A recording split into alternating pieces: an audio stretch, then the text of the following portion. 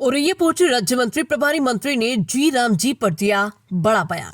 तो वहीं राज्यसभा सांसद ने कांग्रेस और सपा पर साधा निशाना। यूपी के औरैया जनपद के कांकोर मुख्यालय में आज विकसित भारत जी राम जी को लेकर एनडीए गठबंधन की बैठक हुई, जो कि राज्य मंत्री प्रभारी मंत्री की अध्यक्षता में बीजेपी से राज्यसभा सांसद समेत बीजेपी के जिला अध्यक्ष समेत जिला पंचायत अध्यक्ष मौजूद रहे। इस मौके पर प्रभारी मंत्री ने जी राम जी के विषय में जानकारी दी।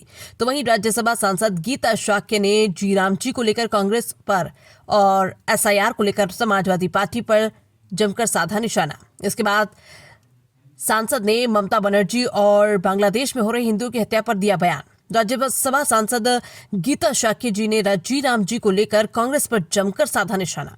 सांसद ने कहा कि राहुल गांधी तो चांदी की चम्मच मुंह में लेकर पैदा हुए थे। पहले नरेगा थी, लेकिन कांग्रेस ने उसे महात्मा गांधी के नाम से मनरेगा कर दिया, लेकिन सुधार नहीं किया। अब हमारी सरकार ने 125 दिन कर दिए और साप्ताहिक भुगतान भी किया जाएगा। कांग्रेस कहती है कि नाम बदलने से क्या होगा। राहुल गांधी चांदी की चम्मच लेकर पैदा हुए हैं। देश में लगभग 600 संस्थान, योजनाएं, पुरस्कार के नाम भी गांधी परिवार से है। खेल रत्न भी राजीव गांधी के नाम से है।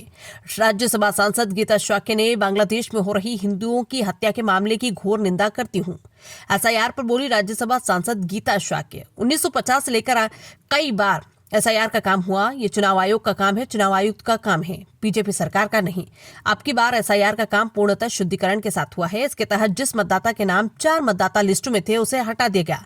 एसआईआर के काम की शुद्धता को लेकर मैं चुनाव आयोग और चुनाव आयुक्त को धन्यवाद देती हूँ। पश्चिम बंगाल में ममता बनर्जी के द्वारा ईडी से फाइल छीनने के मामले में बोली राज्यसभा सांसद गीता शाक्य ने कहा कि वो आकंठ तक भ्रष्टाचार में डूबी हुई है। विकसित भारत रोजगार और आजीविका के लिए गारंटी मिशन यानी ग्रामीण विकसित भारत जी राम जी को लेकर दिया बयान। ये योजना ग्रामीण भारत को आत्मनिर्भर बनाने एवं आधुनिक बनाने की दिशा में एक महत्वपूर्ण कदम है। मनरेगा योजना बंद नहीं की गई।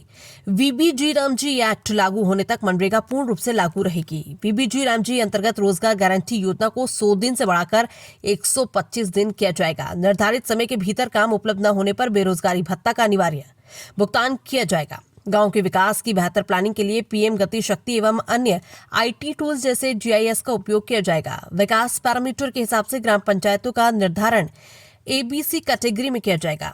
कृषि कार्य के समय जैसे बुआई कटाई के समय 2 मास तक कार्य नहीं करवाए जाएंगे। मनरेगा के अंतर्गत कर्मचारियों की सेवा अनवरत जारी रहेगी। औरैया से जाहिद अख्तर की रिपोर्ट। का शुभारंभ किया जा रहा है, किस तरीके से और क्या है? इसमें प्रधानमंत्री जी का पहले तो धन्यवाद अदा करेंगे कि उन्होंने मनरेगा का नाम जी राम जी करके इसको एक नई दिशा दी है। और साथ ही साथ इसमें जैसे पहले 100 दिन का कार्य दिया जाता था, अब 125 दिन का है। और इसमें आप पारदर्शिता रखी गई है, जैसे फेस टेस्टिंग है और हमारे यहाँ बिल्कुल फेयर काम किया जाएगा। उनको सैलरी भी देनी पड़ेगी और ग्राम पंचायत स्तर पर योजनाएँ भी बनेंगी, उद्योगों को भी बढ़ावा दिया जाएगा। साथ ही साथ सिंचाई के समय और खेती के काम के समय जब उनकी छुट्टी की जाएगी तो उसके बाद भी उनको 125 दिन का रोजगार देना ही पड़ेगा।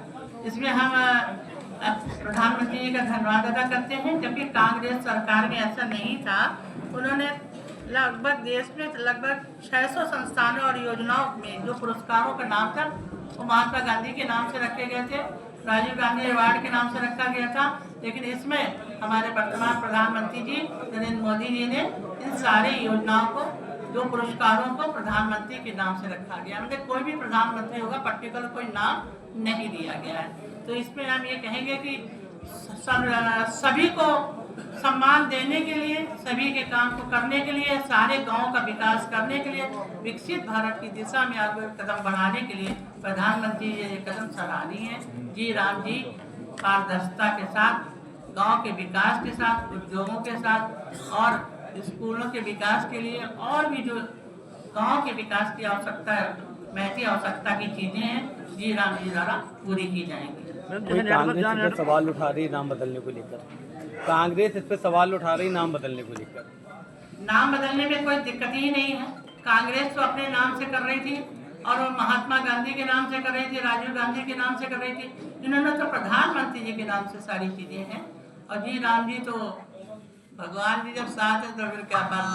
राम राज्य की स्थापना है तो हर गांव के विकास के लिए हम समझते हैं, इस नाम में कहीं कोई दिक्कत नहीं। मैम पारदर्शिता अच्छी बात है, लेकिन जहाँ नेटवर्क नहीं आते होंगे ऐसे में ऑनलाइन हाजिरी कैसे लगेगी? उससे नुकसान होगा प्रधान को, पंचायत को। नहीं, ऑनलाइन की व्यवस्था की गई है, सारे जगह पंचायत भवन बने हैं।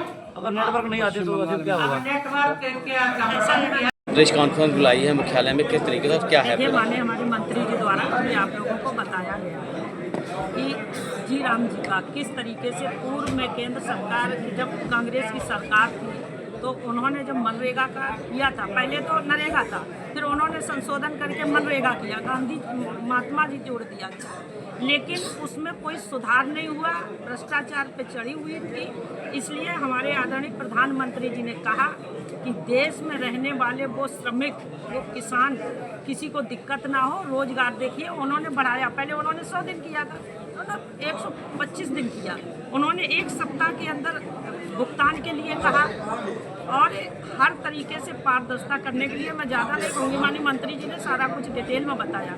अभी आप एक क्वेश्चन कर रहे थे कि कांग्रेस कह रही कि नाम बदलने से क्या होता है, तो मुझे लगता है कि विरोध कर रही है कांग्रेस। विरोध कर रही कांग्रेस को, शायद वो आदत में पड़ी हुई है, चांदी की चम्मच लेके पैदा हुए हैं ना, तो राहुल गांधी जी को कांग्रेस को ये हमेशा रहा है। आपने देखा कि देश में लगभग 600 संस्थान, योजनाएं हैं, और आपने देखा होगा कि पुरस्कारों के नाम गांधी परिवार से है, यहाँ तक कि जहाँ तक कि खेल रत्न भी, जो खेल रत्न अवार्ड वो भी राजीव गांधी जी के नाम से हुआ। हमारी सरकार में माननीय प्रधानमंत्री नरेंद्र मोदी जी ने कभी अपना नाम नहीं रखे, हर क्षेत्र में उन्होंने प्रधानमंत्री, और यहाँ तक कि आईपीसी की धारा जो 1860 में बनी हुई थी वो भी आपने देखा होगा कि भारतीय न्याय संहिता के पर रखा गया है। तो हमारी सरकार, हमारी लीडर, हमारी पारदर्शिता को तय करती है और हमेशा सही काम करती है। एसआईआर को लेके जो विपक्ष बराबर सवाल उठा रहा है, एसआईआर पे जो है समाजवादी पार्टी सबसे ज़्यादा, अखिलेश यादव भी इस पे सवाल उठाते हैं। देखिए, 1950 से लेकिन कई बार एसआईआर का काम हुआ, और आप सब जानते हैं कि ये एसआईआर का काम चुनाव आयुक्त का काम है, ये कोई सरकार का नहीं, ना बीजेपी का, लगातार होता चला है। जब इनकी सरकार थी तो इनको कोई दिक्कत नहीं थी। अब चुनाव आयोग पारदर्शिता उसमें है क्या? केवल यही तो है कि मतदाता सूची का शुद्धिकरण करना, कि कोई भी अपात्र व्यक्ति मतदाता सूची में शामिल ना हो सके और कोई पात्र व्यक्ति मतदाता सूची में से वंचित ना रह जाए, यही तो है। तो चुनाव आयोग अपना काम कर रहे हैं और हम एक जागरूक नागरिक हैं, इस नाते हम सब लोग अपने अपने वोटों को बनवा रहे हैं। तो क्या लगता है समाजवादी पार्टी को इसमें किस तरीके से मतलब दिक्कत आ रही है? देखिए, समाजवादी पार्टी की जो नीति है, विचारधारा है, वो उसी से देखती है। जिस दम पर वो चुनाव जीतती चली आई वो सोचती अभी है।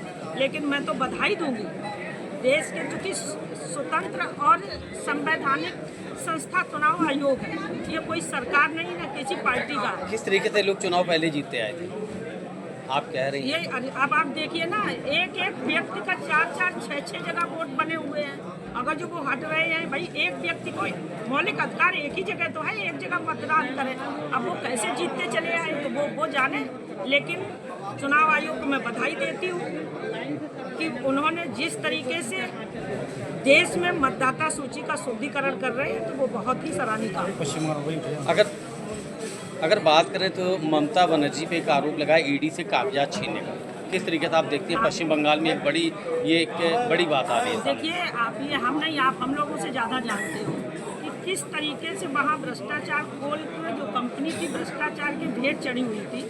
अगर जो ईडी ने वहाँ गए देखने, कागज देखने ही तो थे, वो जांची करने थे, वो खुद ममता बनर्जी आके छिना के चली गई। तो ये मैं क्या कह रही, पूरा देश देख रहा है कि किस तरीके से ममता जी का जो काला कारनामा देश के सामने आ गया है ना, कि वो खुद ही भ्रष्टाचार में आकंठ लिपटी हुई है।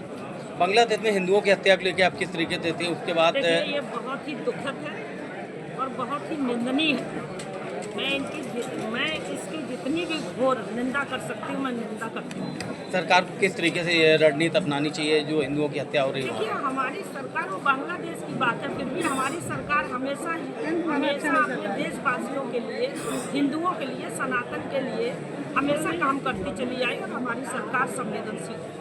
अपने यहाँ जो है बराबर जो है